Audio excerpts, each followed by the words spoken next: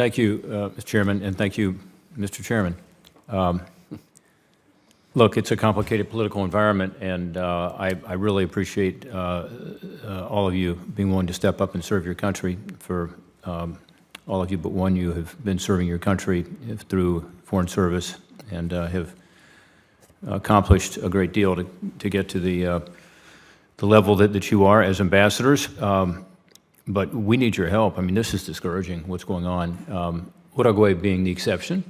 And to the comments by Senator Rubio, I think we do not take advantage of these relatively pro-democracy, pro-U.S. center and center-right governments enough, and don't show them enough love and support.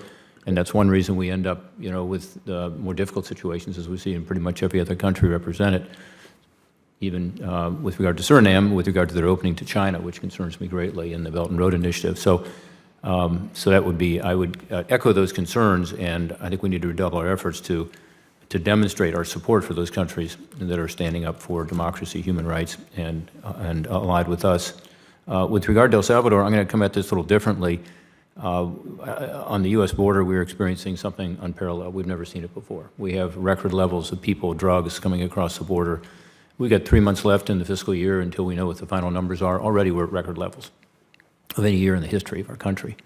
And this is based on so-called encounters, but it's true that Salvador has been sending people to the United States for a long time, legally and illegally. In fact, I'm told that $7 billion in remittances went to El Salvador last year. That's the World Bank figure. That's a quarter of the GDP of El Salvador. And yet you have Bukele, treating the United States relationship in a way that would indicate that he doesn't want to cooperate or work with us, and yet there's a strong connection. I don't know quite how to use that leverage, but $7 billion in remittances.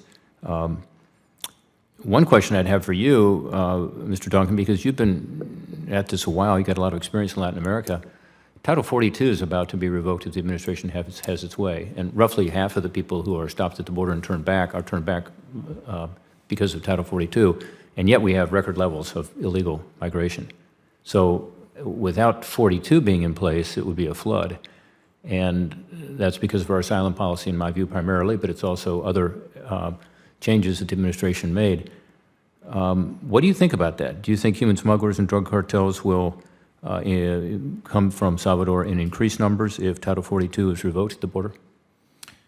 Thank you for the question, Senator. I'm afraid I can't speak to what the effect of a revocation of Title 42 would be. I think you can. Nor can I tell you, because I'm not involved in the conversations about Title 42. What I can say is that, as you correctly point out, we've been seeing irregular migration from Central America. Salvador is a part of that. I think they, in the last year or so, have been in fourth place, about 6% of the total, behind Mexico, Honduras, and Guatemala. I think if I were confirmed, I would be very focused on implementing the administration's strategy with regard to the root causes of migration. I think democracy needs to be strengthened in El Salvador because I think that's critical to prosperity. I think we need to keep working with the Salvadorans to strengthen the rule of law and try and reduce crime and violence. Yeah, Mr. Duncan, let me interrupt you if I could. I mean, that's fine. We've spent, I don't know, $3.6 billion in the last 5 years in Central America with regard to the root causes. And the migration has increased, not decreased. So I'm not against dealing with the root causes, but that's not the issue. The issue is the pull factor. We went to Latin America, some of us here, including the chairman recently, and the presidents of the countries we visited, 4 of them in Latin America and Central America, all said the same thing, basically, which is you guys are pulling our people north with your policies. So you have a role to play there. You say you can't speak to it. I hope you will speak to it, because I think our own policies are largely the reason that you see this pull for the region, and the illicit drugs are not produced in El Salvador, but boy, it's a major transit country for cocaine and heroin in particular. So I hope that if confirmed, you will get involved in these issues and not just the root causes, as important as they are.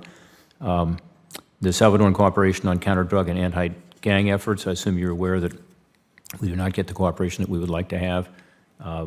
Do you commit that you will work on increasing our level of cooperation in that area?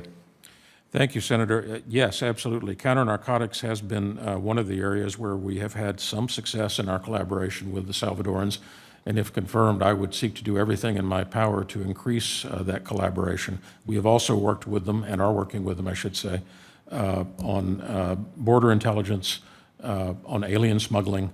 I think those are areas that can even be expanded, and that's what I would seek to do if confirmed. Okay. I'll have other questions in writing for your other colleagues, but again, thank you all for your willingness to serve. Thank you, Mr. Chairman. Thank you, Senator Portman.